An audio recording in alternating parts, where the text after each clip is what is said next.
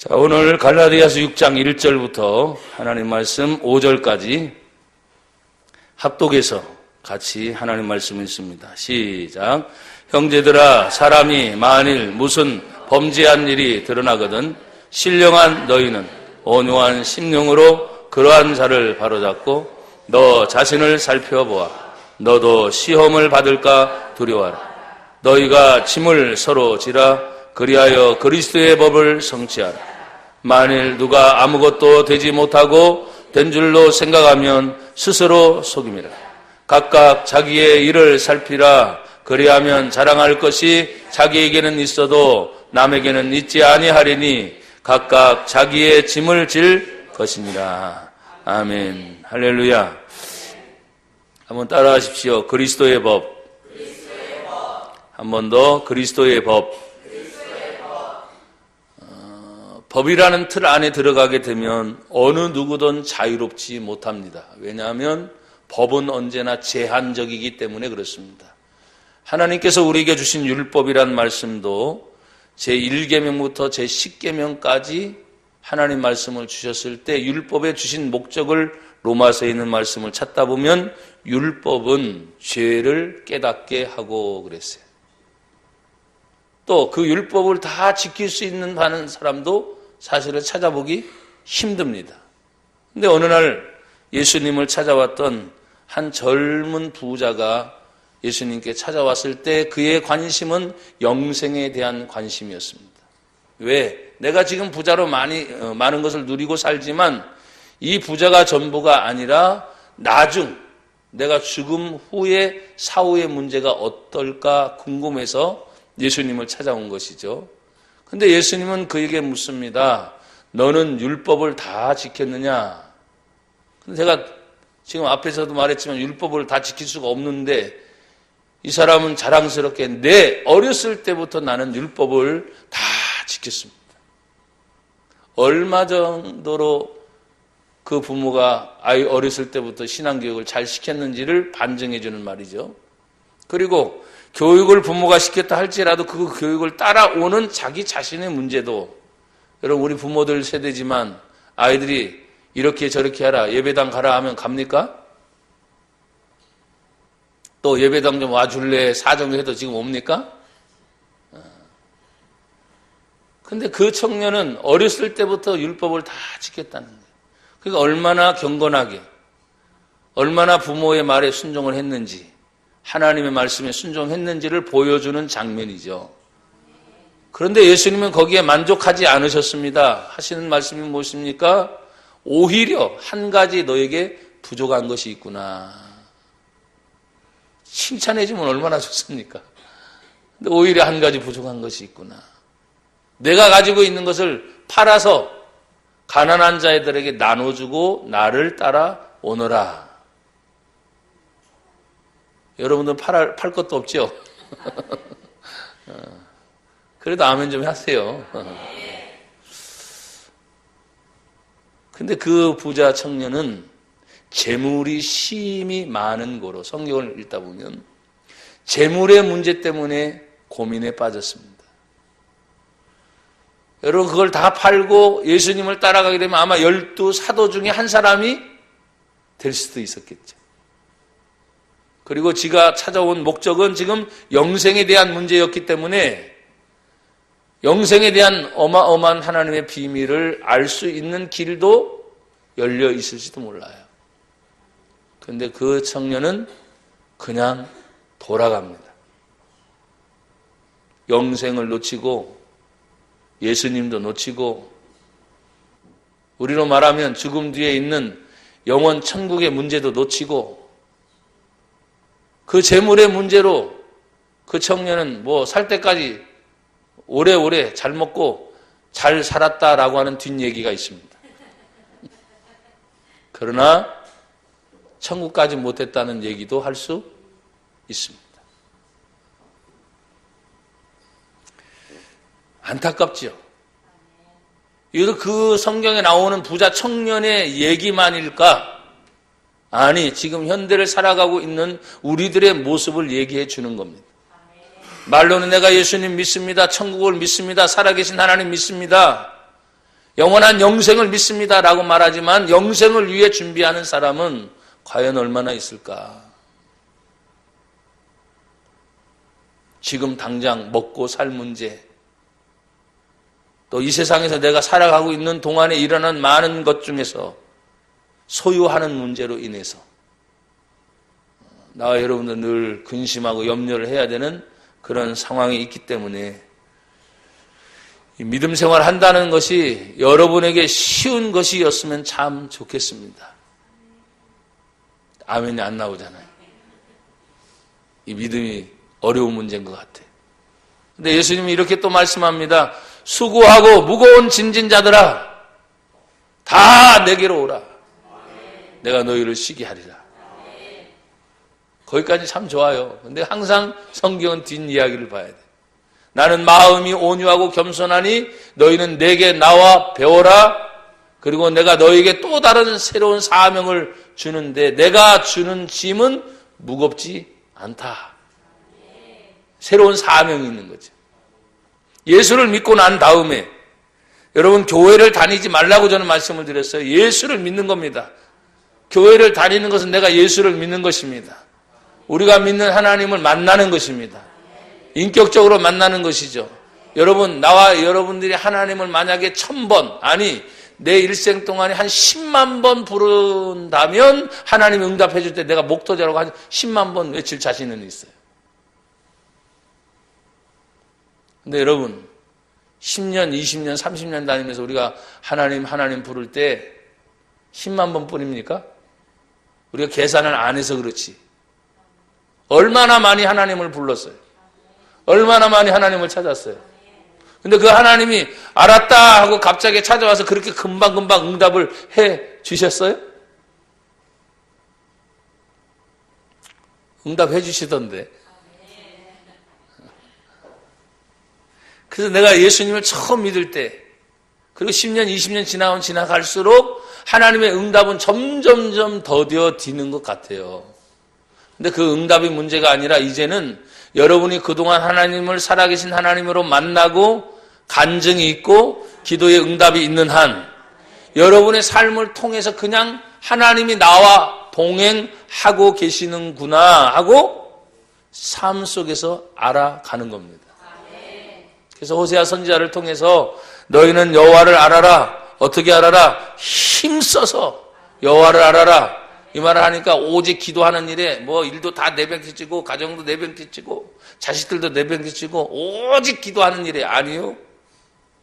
여러분의 현장을 소중히 여기라는 말이에요. 예수 믿는 사람이 가정을 소홀히 안 하면요 주변 사람들부터 손가락질 당합니다. 그거 안 됩니다. 이단들의 특징이 그렇습니다. 나중에 안 되면 어떡합니까? 가족까지 다 버리고 집단 생활을 하는 사람들이 있어요, 없어요?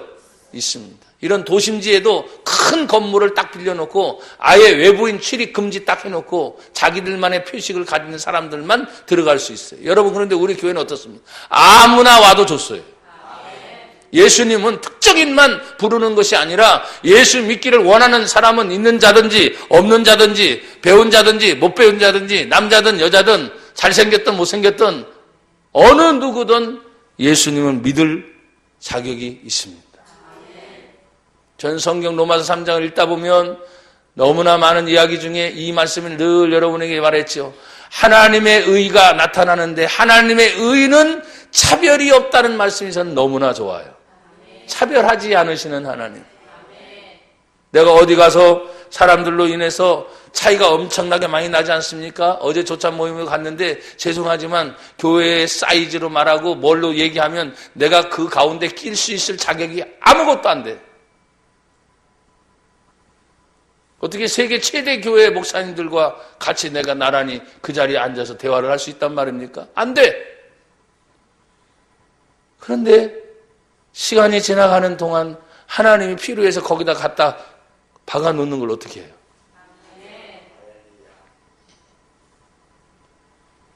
그때 여러분요, 어떤 일의 문제가 아니라 내가 그런 기회가 왔을 때 여러분이 어떤 일을 하려고 할 때 여러분 속에 자존심이라는 문제가 굉장히 힘들어지는 거예요. 자존심. 아니면 열등감. 그러나 나는 늘 말했죠. 내 안에 예수님 계셔서 자유하다. 내 안에 예수님 계셔서 평안하다. 여러분, 예수님을 가진 자가 모든 것을 가진 자면 환경으로 말했을 때 크지 않아도 내 안에 예수님이 있어요. 내가 비록 지금 가난하게 살아도 내 안에 뭐가 있어요? 예수님이 있어요. 그 예수님 때문에 나는 죄 사함 받고 그 예수님 때문에 나는 영원한 하나님의 나라 영생 천국에 들어갈 수 있다. 구원을 주시는 분은 오직 예수밖에 없다. 철저한 구원의 확신을 가진 사람은 여러분 어떤 문제 때문에 좌우하지 않습니다. 그 어떤 사람 앞에서도 두려워하지 않습니다. 세상 권력이요? 설교 전에 말씀드렸잖아요. 하루아침에 땅바닥입니다. 하루아침에 물거품입니다. 그리고 죽으면 아무것도 아닙니다. 죽으면 더 이상 묻지도 않아요. 왜 그렇습니까? 모든 인생은 성경에 하나님이 죽음으로 끝난다. 히브리서 9장 27절에 말하지만 우리에겐 더 두려운 말이 있습니다. 한 번 죽는 것은 하나님이 정한 법칙인데 그 후에는 하나님의 심판이 기다리고 있다는 그 세계를 모르기 때문에 사람들은 자꾸 죽으면 끝난다고 말하지만 그 사람들은 우린 몰라요. 지금 하나님 앞에 영생의 벌이냐 영생의 상급이냐로 아마 아주 바들바들 떨고 있을 거예요.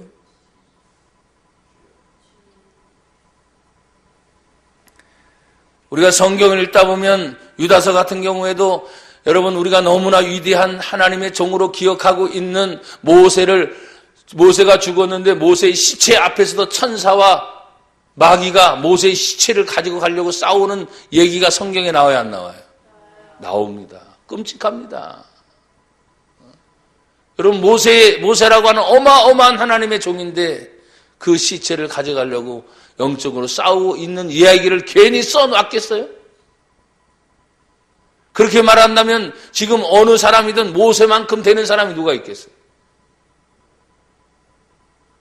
근데 여러분 모세 시대는 예수님이 계시지 않았어요.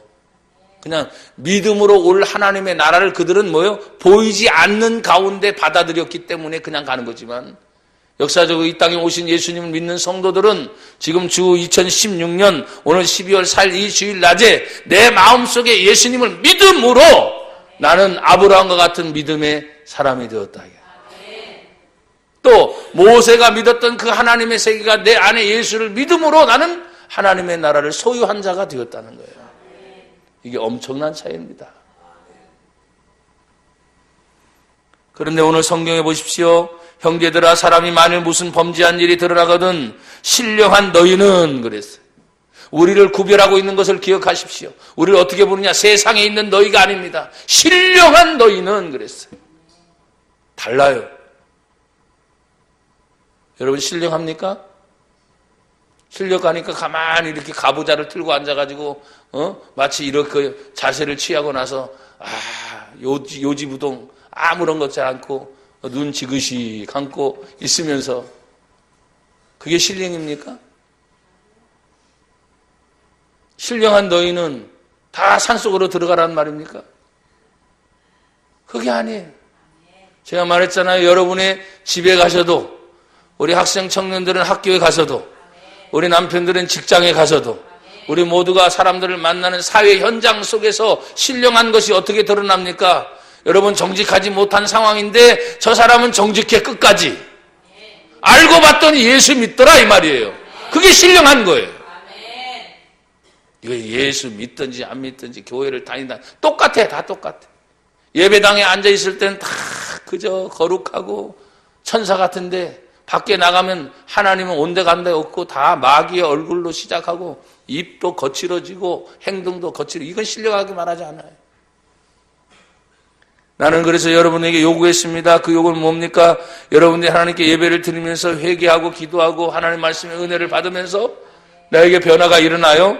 회복의 역사가 일어나요? 새로워지기 시작하잖아요. 그러면 그런 상태를 그대로 여러분의 가정으로 가지고 가고 여러분의 직장으로 가지고 가서 내가 누구냐? 나 하나님 믿는 사람이다. 말하는 거 조심하고 행동하는 거 조심하고, 사람들이 봤을 때 함부로 나를 타치할 수 없을 정도로 야, 이 사람은 정말 하나님 믿는 사람이야 라고 인정받는 것이 신령한 겁니다. 그래서 범법한 사람들이 드러나도 함부로 거기에 막 돌멩이질 하는 게 아니에요. 왜? 성경은 너도 시험 받을까 조심해. 지금 일어나고 있는 모든 역대 대통령 중에 우리 마음에 드는 사람 누가 있습니까? 단 한 사람도 없습니다. 정치 여야인들 우리 손으로 뽑았지만 존경할 만하고 믿을 만하고 야 정말 잘했어라고 하는 사람들이 있습니까? 그런데 우리 손으로 뽑은 걸 어떻게 해요? 믿어줘야지. 기다려줘야지. 그리고 그 죄가 드러나면 당연히 법에 의해서 모든 일이 진행될 거니까 성급하지 말고 기다려줘야지. 성경은 이렇게 말합니다. 무슨 범죄한 일이 정확하게 드러났어요. 빼도 박지도 못해요.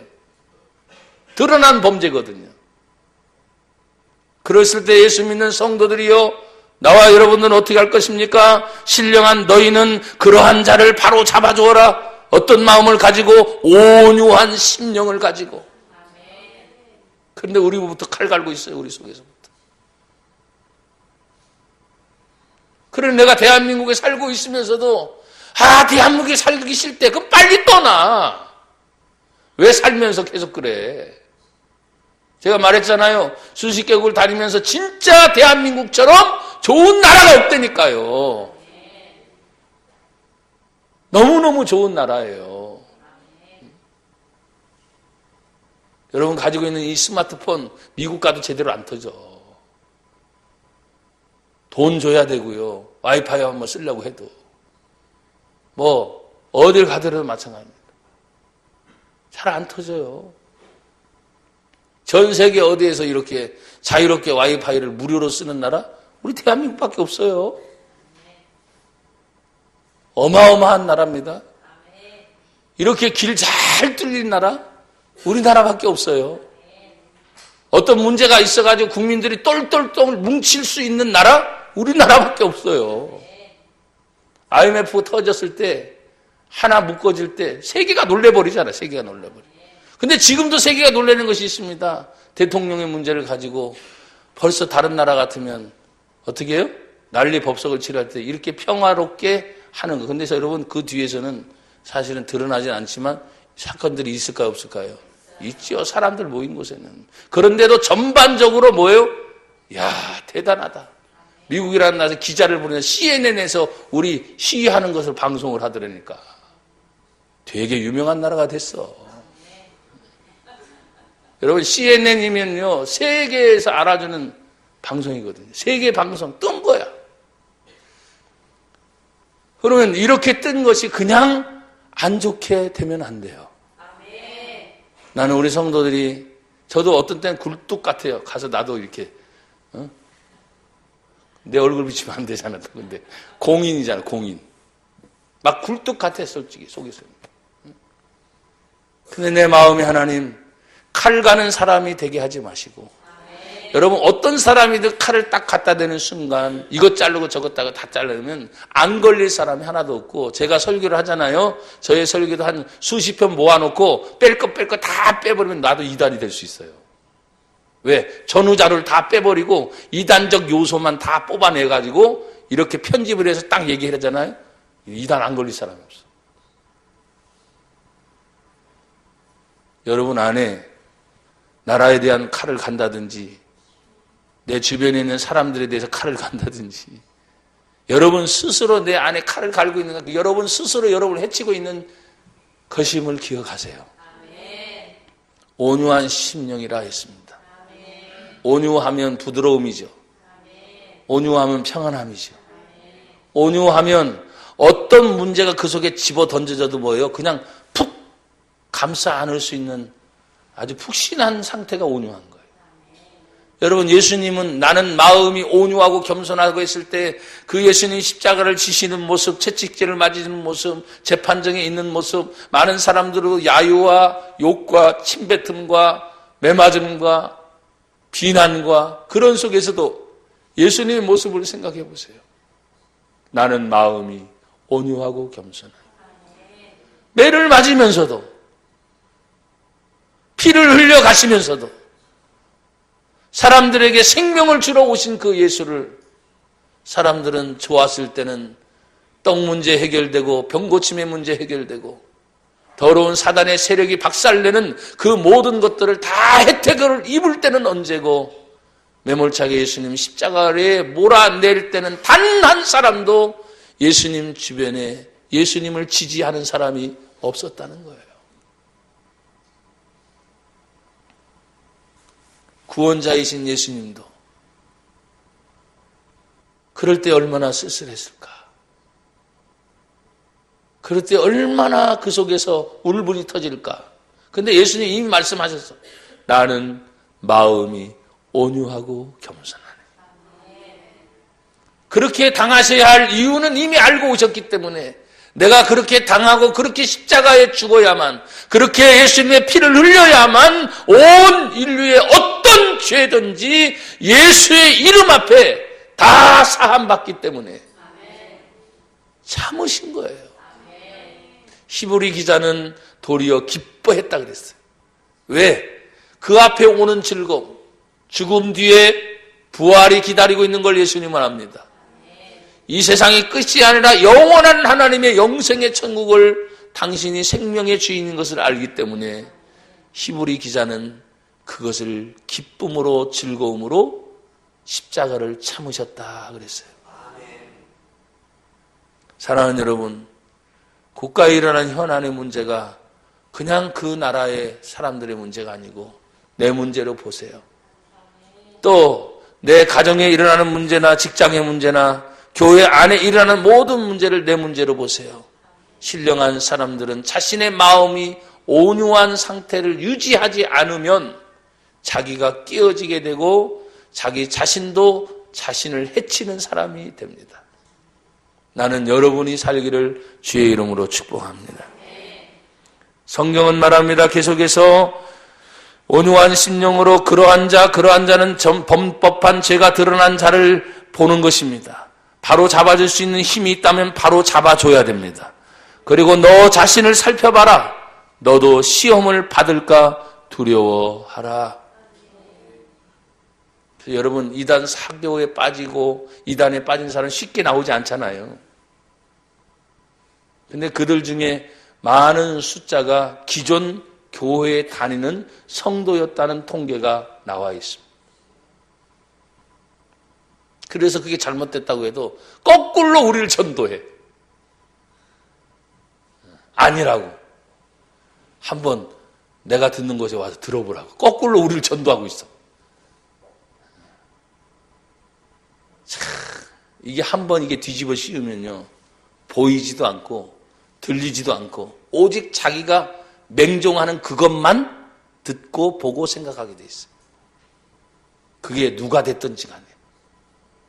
근데 나는 말합니다. 계속해서 내 안에, 여러분 안에 예수님이 계시면, 하나님의 말씀이 역사하면, 하나님의 성령이 역사하면 절대로 그 사람은 사교든 이단이든 잘못된 곳에 빠지지 않습니다.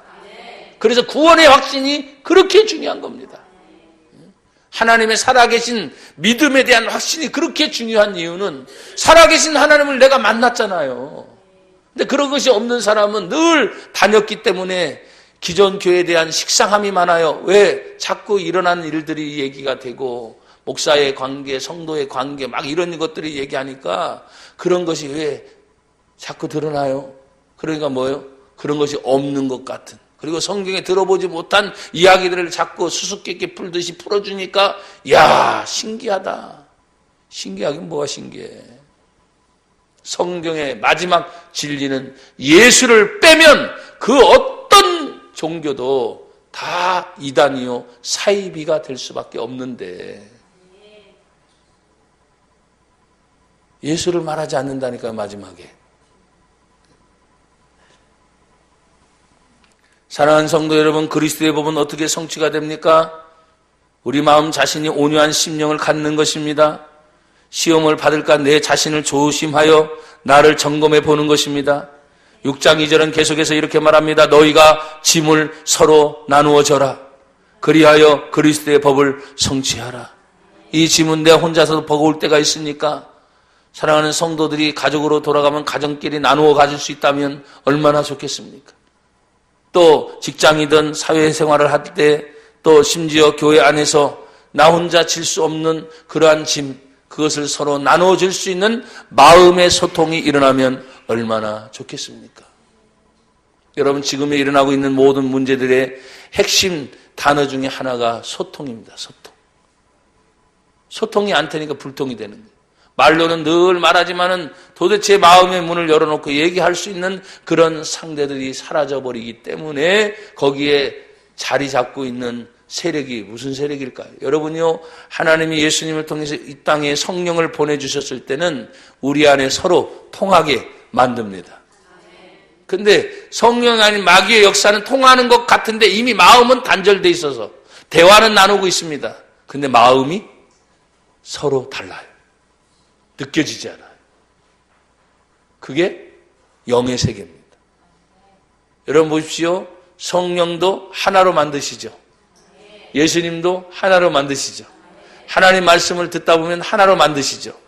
그러니까 여러분, 우리 가정도 자꾸 하나가 돼야 되는데 하나가 안 되면 마귀의 역사가 시작됐다고 볼 수도 있고, 교회도 마찬가지예요. 그리고 거국적으로 나라적으로 보면 하나를 만들어야 되는데 하나가 아닌 것은 지금 뭔가 잘못된 방향으로 흘러가고 있다는 것을 여러분이 기억하셔야 돼요. 서로 짐을 나누어 줄 수 있는 것이 그리스도의 법을 성취하는 방법입니다. 나누는 것밖에 없어요. 나누려면 서로 소통이 돼야 되고, 서로 소통이 되려면 어떻게 됩니까? 하나가 되지 않는 한 안 되는 거예요. 그래서 여러분들이 기도할 때 나라와 민족을 위해서 주여, 지금 분열되고 있는 이런 모든 세력들이 다 떠나가고 주여 이 나라 백성들이 하나 된 마음을 갖게 하옵소서. 모든 백성은 말합니다. 백성 위에 어떤 지위 고하를 막론하고 그 사람들도 백성이에요. 그래서 하나가 되지 않으면 안 되는 거죠. 그러면 이 그리스도의 법을 성취하기 위해서는 어떻게 해야 됩니까? 오늘 6장 3절을 다 같이 읽습니다. 시작. 만일 누가 아무것도 되지 못하고 된 줄로 생각하면 스스로 속음이라. 한마디로 말해서 교만하지 말라는 거죠. 굉장히 사람들은 된 줄로 생각하지요. 최고의 높은 자리에 올라간 것도 된 줄로 생각하지만 여러분, 그것이 어느 날 임기가 끝나면 내려와요, 안 내려와요? 내려와요. 정상에 있을 수 있는 사람들이 많지 않아요. 그리고 언제나 시대가 되면 다 바뀌게 돼 있어요. 그러니까 그 시대를 바라볼 줄 아는 사람은 교만하지 않고 언제나 겸손한 자리에 가 있는 사람. 사랑하는 여러분, 우리가 주님의 일을 할 때 뭔가 나에게 막 할 수 있는 기회들을 어떤 때는 주시기도 해요. 또 돈의 물질이라든지 환경이 여건이라든지 막 열어주실 때가 있을 때 절대로 여러분들은 교만하지 않기를 바랍니다. 교만한 순간 모든 걸 다 잊어버려요. 그 교만함이 어떤 때는 우월감으로 나타납니다. 그 교만함이 어떤 때는 자존심으로 나타납니다. 그 교만함이 어떤 때는 열등감으로 나타나서 사람들은 자신을 포장을 자꾸 하려고 하는데, 교만한 것의 특징은 뭐냐면 다른 사람의 말이 귀가 닫혀 있어 안 들립니다. 이 말의 의미는 듣긴 들어요. 무슨 얘기인지 아시겠죠? 행동의 변화가 안 일어납니다. 들어줬으면 말도 바뀌어야 되고, 들어줬으면 마음도 바뀌어야 되고, 들어줬으면 뭐예요? 그 삶의 변화가 내 말을 들어줬구나 이렇게 바뀌어야 될 거 아니에요. 근데 바뀌지 않습니다. 그건 그냥 듣는 것입니다. 여러분, 오늘 우리가 스스로 자신을 속이지 않도록, 내 안에 스스로 속일 수 없는 이유는 뭡니까? 나나 여러분들 어떻게 점검할 수 있습니까? 내가 어딜 가든지 누구를 만나든지 내 안에 하나님의 성령이 함께 하신다. 나와 하나님이 함께 하신다. 그럼 그 하나님의 함께 하심을 묻고 여러분 스스로를 지켜내는 거예요. 근데 이것을 지켜내지 못하는 순간 사람들의 말에 현혹이 됩니다. 주변 사람들의 관계 속에서 문제가 생기기 시작합니다. 그러면 사람들은 말하지요. 듣지 않으니까 자기를 주장하게 됩니다. 전혀 듣지 않죠. 그래서 남을 판단하거나 남을 비판하기 이전에 여러분 예수님의 모습을 보면 언제나 남을 얘기하기 전에 당신이 먼저 모든 걸 다 책임지시잖아요. 죄인의 문제를 얘기할 때도 그 죄인을 용서해 주시기 위해서 오신 예수님이지 그 죄를 책망하고 그 죄의 벌을 증가시키기 위해 오신 분이 아니십니다. 여러분 요한복음 3장 16절을 여러분 같이 한번 찾아보세요. 너무나 잘 아신 말씀이지만 한번 같이 다시 보시겠습니다. 다 같이 읽지요. 시작. 하나님이 세상을 이처럼 사랑하사 독생자를 주셨으니 이는 그를 믿는 자마다 멸망하지 않고 영생을 얻게 하려 하심이라. 17절. 하나님이 그 아들을 세상에 보내신 것은 세상을 심판하려 하심이 아니요 그로 말미암아 세상이 구원을 받게 하려 하심이라. 예수님의 오신 목적이 심판의 목적보다는 구원하시기 위해 오셨다. 그럼 여러분 구원하시려면 전제 조건이 있어요. 죄 사함이 우선이라는, 용서가 우선이라는. 근데 사람들은 단죄를 하면 용서가 아니잖아요. 죄를 먼저 계속 묻습니다. 그 벌에 대한 죄를 계속 가중합니다.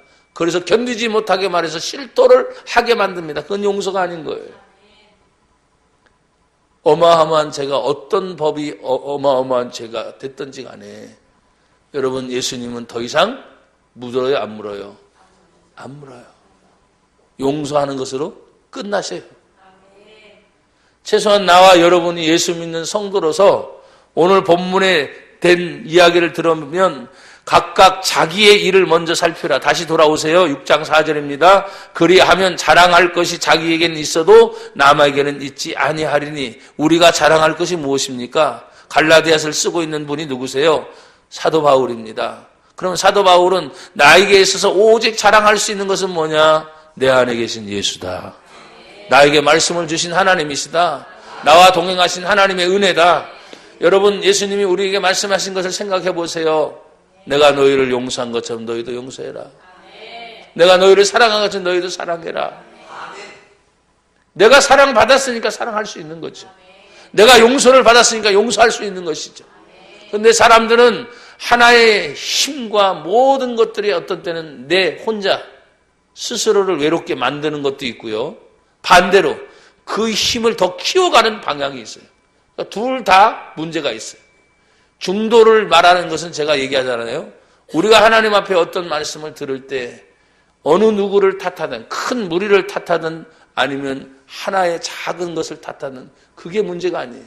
성경은 각각 너 자신의 일을 먼저 살펴봐라. 나는 정말 떳떳합니까? 나는 정말 자신 있게 말할 수 있습니까? 나는 정말 어떤 사람이 와가지고 다 후벼내도 청결할 자신이 있습니까? 사람들은 얘기해 나는 그래도 그 정도는 아니야. 그러면 티끌 같은 죄는 죄가 아닙니까? 죄는 죄의 형량이 무겁고 안 먹고 그걸 따지지 않고 성경에서 말하는 죄는 모든 것이 죄입니다. 작든 크든. 그런데 작은 것부터 큰 것까지 예수님은 언제나 모든 죄를 사하시는 분이 예수님이셨다. 이 12월 마지막 여러분 지금 계속 나라의 문제로만 고민하지 말고 한 달 남은 동안에 내 개인의 문제든 가정의 문제든 여러분의 모든 문제를 이 말씀을 비추어서 크든 작든 여러분 속을 괴롭히는 죄악된 것들은 다 주님 앞에 맡기세요. 그리고 여러분 새롭게 출발하셔야 돼요. 무겁게 만들고 가지 말고 모든 것을 다 털어내고 용서하고 사랑하고 내 안에 평안을 유지하면서 하늘의 뜻을 이루는 저와 여러분이 되시기를 주의 이름으로 축복합니다. 6장 4절은 그리스도의 벌 성취하려면 각각 자기의 일을 살피고 6장 5절에 보면 각각 자기의 짐을 져라. 여러분 짐이 있어요 없어요? 있어요. 내가 각각 져야 할 짐이 있어요. 아내면 아내로서, 남편이면 남편으로서, 교회 안에 직분자면 직분자로서, 내가 직장에 하면 직장에 직무가 있어요 없어요? 있어요. 각각 져야 할 짐은 다 달라요. 똑같은 사람이지만 환경에 처해서 달라지고 일에 처해서 달라지고 어딜 가느냐에 따라서 달라집니다. 내가 어디 가서 목사라고 말하지 않으면 저는 벌써 어딜 가든지 아저씨 이럽니다. 맞아요. 기분 나쁠 거 하나도 없어요. 내가 이제 명함을 주거나 아니면 나는 목사입니다 라고 밝히는 순간 사람들이 다르게 생각을 하기 시작하는 거예요. 각각 자기의 일을 살피고 각각 자기의 짐을 지라고 하는 것은 내 소명, 내 사명이 무엇인가를 사람들 앞에 드러내지 않으면 사람들은 몰라요. 그래서 세상은 어둡다 해도 너희는 세상의 빛이라 드러낼 것을 얘기합니다. 죄악도 드러내야 고침을 받는 거예요. 우리 몸에 아픈 질병이 있는데 그 질병은 우리의 몸속에 숨어 있습니다. 근데 그것을 드러내야만 고칠 수 있듯이 나와 여러분이 하나님 앞에 이 12월 한 달 동안 숨기려고 하지 마세요. 다 드러내놓고 내 마음의 신령함이 회복되게 하옵소서. 내 마음의 온유함이 회복되게 하옵소서. 내가 다른 사람들을 비판하고 판단하기보다는 나 먼저 자신을 생각하고 예수님이 온 인류의 죄악을 생각하시며 십자가를 지실 때 당신 스스로 그냥 지신 어느 누구도 알아주지 않았지만 예수님 지시는 그 십자가를 통해서 완전한 구원의 역사가 일어나는 것처럼 여러분 누구 탓하지도 마세요.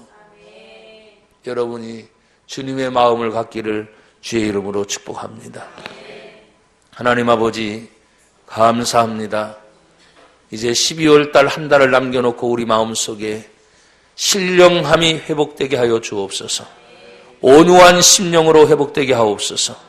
하나님 누구를 말하기 이전에 어떠한 일을 말하기 이전에 우리 자신도 살펴보면서 우리 자신도 그런 시험에 받을까 두려워하며 믿음을 지켜내게 하옵소서.